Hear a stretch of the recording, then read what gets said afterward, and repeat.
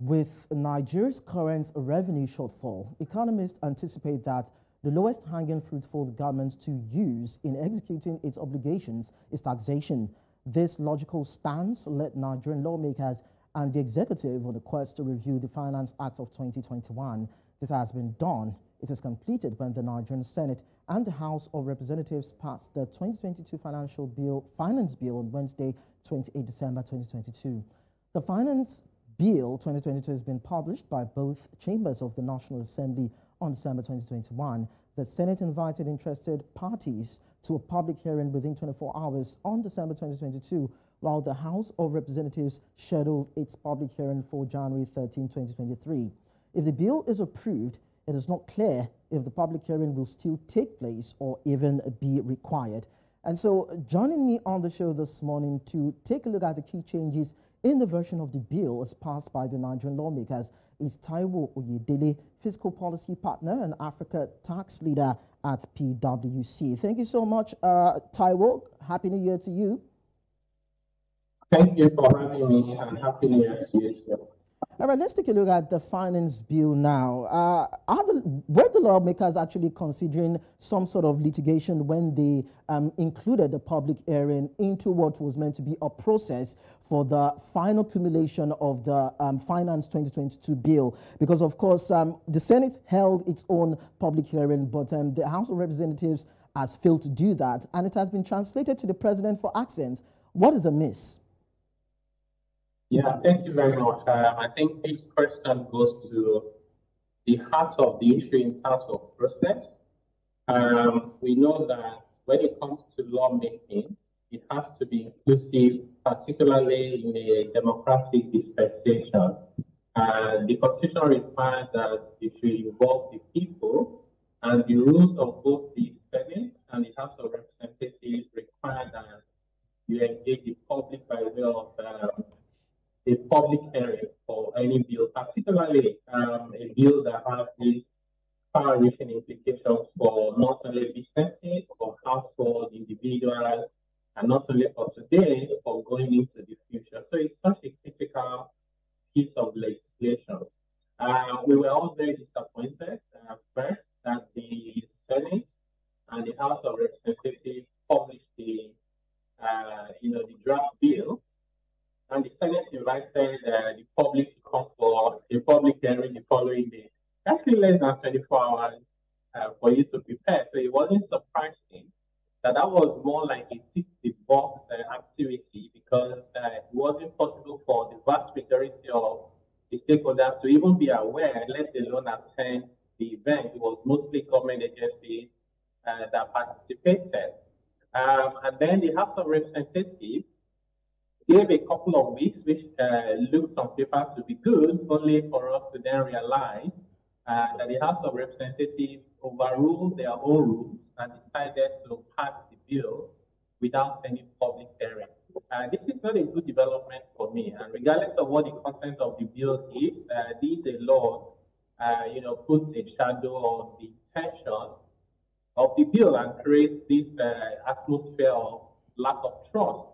If you don't want to engage people to discuss the issues. I'm hoping that government will find a way to correct this wrong, which is to delay the bill. Let's have a conversation on it, and then maybe in the next few weeks before the end of January, and then be done properly before it's assented to by the President. So now there's a bit of contention on the bill. Can it actually be challenged in court due to lack of consultation or maybe tax evasion by those who feel aggrieved? Of course, I would expect that should happen. I think that's good for democracy. If anybody feels strongly that the lawmakers have not followed due process, they should challenge it in court, maybe all the way to wherever it needs to go, Supreme Court. And at the end of the day, whatever decision we get out of that process will help us only to get better as a country and as a democratic government. In the past, we've seen instances where public notices were given for public hearing for a couple of weeks. People can then prepare, they can send their submissions, they can travel to Abuja where this would happen, and have oral representations. You can then interrogate, ask questions. Some people after the public hearing would then send their own submission the lawmakers will consider it. This is, I think, just proper. Because at the end of the day, nobody has monopoly of knowledge, and you may not have considered different perspectives, which the stakeholders will bring on board. Of course, as a government, you have the full authority to decide what laws to enact. You can listen to everybody and say, by the way, it doesn't make sense, but not listening to them and giving them the chance to contribute in itself is a major setback in my own perspective. Well, this 2022 Finance Bill, Taiwo, is meant to bring about a whole lot of positives for the Nigerian economy. But now that it has less stakeholders' inputs, what do you think the implication will be for investments in the country, for the welfareism of the citizens, and of course for the Nigerian economy? Certainly, you know, there is the reality of the investment climate, and there's also the perception of it, and both are equally important. So what investors have to deal with on a day-to-day basis, whether it's certainties, whether it's regulations that are consistent, whether it's bureaucracy, whatever it is, those issues are there, we're having to deal with them. When you then send signals to say that by way, maybe there's something you're trying to hide, otherwise, why hide? You know, if you don't have anything to hide, you wouldn't hide in the first place.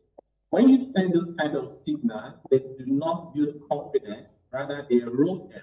So what that will happen is to then have, you know, this sentiment by investors, whether they are domestic investors or foreign investors, that they don't want to embrace Oyedele because transparency is always an important component of every business environment. And fundamental to that are laws and regulations that guide how those businesses operate. Now, if you have done that, you don't have very compelling explanation for it, other than in my view, someone just wants to tick a box to say that we pass it before the end of December. You know, that is good, but it's insignificant and it's irrelevant in the affairs of the economy and how businesses are run. If you don't address that, what's going to happen is you're not going to get the buy-in of stakeholders. Some people will go to court. Some people find a way to avoid it. Some people who want to invest will decide not to invest. For example, you have the gas people. There's a provision in that bill that says the rate for their tax will go up from 30% to 50%. That's more than 60% increase in their tax. No engagement, zero engagement with them. And the little I know about that sector is gas flaring is not entirely the problem or the fault of the operators. Government even has a bigger role to play in making the infrastructural investment for us to reduce gas flaring. That hasn't happened. Now, when you do that, what's going to happen is the investors will stop investing. And this is the time that Nigeria needs all the investment we can get, particularly in gas, which government has described as the transition of, energy or fuel from full fossil fuel to clean energy. One of the instruments that we have on the slides, and that has to do with the tertiary education tax rate that is said to have been increased from 2.5% to about 3%. And according to what we know, this will increase Nigeria's corporate income tax rate to about 36%, which is considered as one of the highest in the world. Now, could there be a possibility where there could be tax avoidance, the situations or issues of tax avoidance on the rise when you consider this kind of increase? Yeah, indeed. The problem we have also in Nigeria is the fact that we don't have the tax net is not wide enough and the tax base is not big enough. Unfortunately, rather than government focusing on how do you expand the tax net, how do you increase the tax base, they seem to be focusing on increasing the tax rate. What that does is it makes the few people, the few taxpayers within the tax net are trying to do the best they can, we place even more burden on them and make them even less competitive to survive. Now, we all agree that we need to fund education. I don't think anybody has any doubts about that. But the question we are now asking ourselves is it a financial problem? Is it a money problem that we have in the education sector? Or is it a question of governance? Is it a question of lack of transparency and accountability? Over the past 10 years, the money that has been collected from education tax is over 2 trillion naira. And the report I have seen by the Tertiary Education Trust Fund, for me, does not even inspire confidence for me to want to pay more as a business.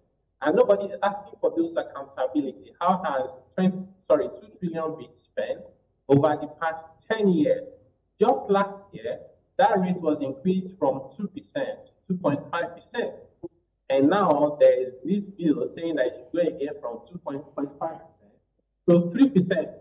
And one of the people who commented on my post on social media said someone is just sitting in Abuja and they're adding basis point to the tax burden of Nigerians. And I like the way the person put it, because at the end of the day, you're going to be able to raise more money, yes, but you are placing too much burden on the people, and the question is, at what cost?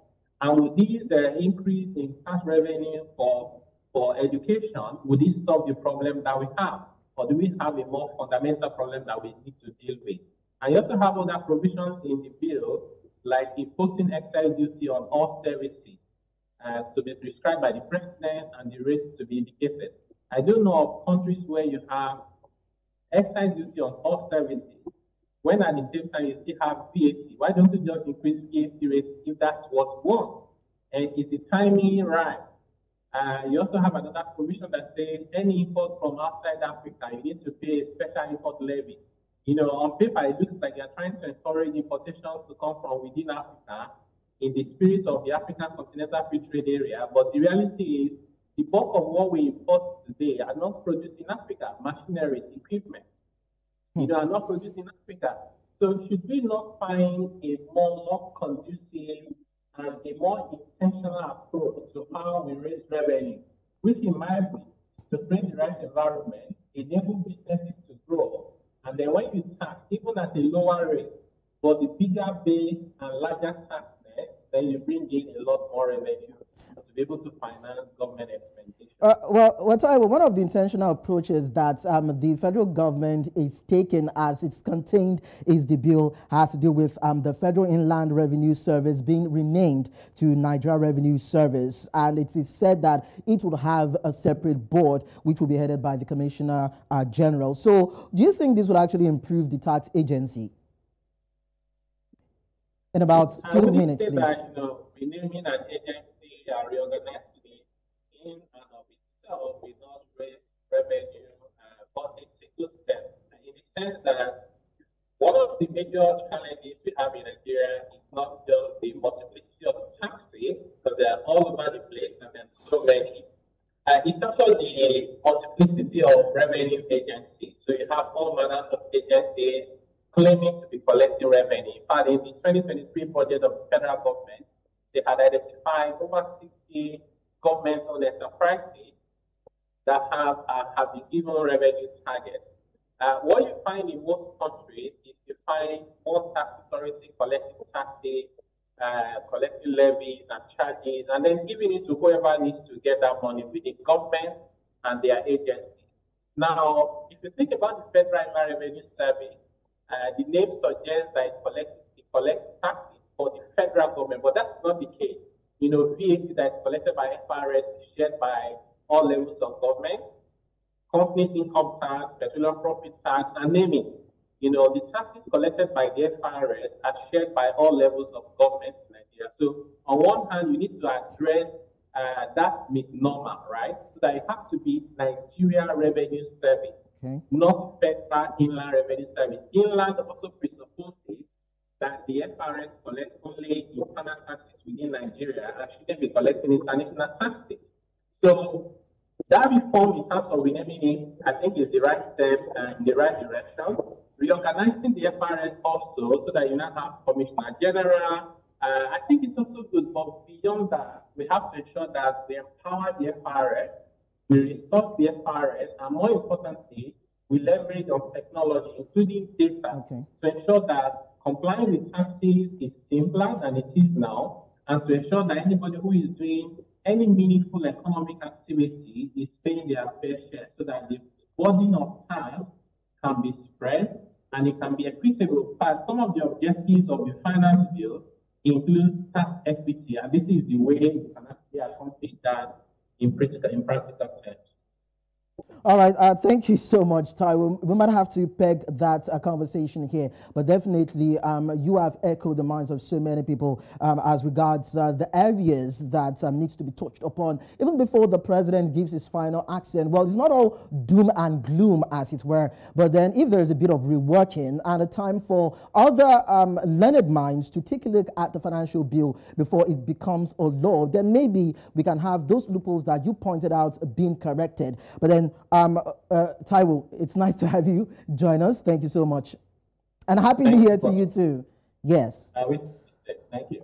Okay, so the 2022 Finance Bill has been described as a piece of legislation which has profound implications for investments, citizens' welfare, and of course the Nigerian economy. But then there are palpable tensions in some quarters that these new tax regulations contained in the bill will leave a legacy of unbearable tax burden for investors and may cripple businesses, as it were. But then maybe if there's a bit of considerations on the part of those who should have a say in the bill are given that kind of opportunity to have a bit of input, then maybe we can have a more robust finance bill looking at the new year that approaches.